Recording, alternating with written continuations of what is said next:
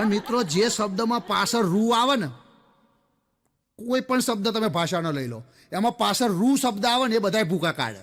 એક બે ઉદાહરણ આલું એટલે તમને ખ્યાલ આવશે. દાખલા તરીકે દારૂ ભૂકા કાઢે, પાછળ રૂ આવ્યું.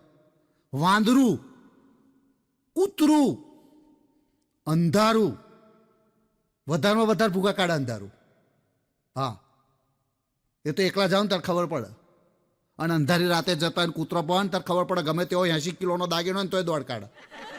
અને આમ આપણે હવારમાં કે લે જોગિંગ કરીને તો કે ના મારાથી નહીં હેડાય.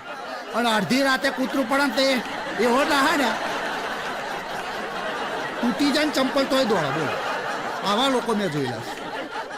અને પછી આવે રૂવાળું કાવતરું, અને પછી નાતરું, અને છેલ્લે આવે સાસરું. સાસરું ભૂકા કાઢે.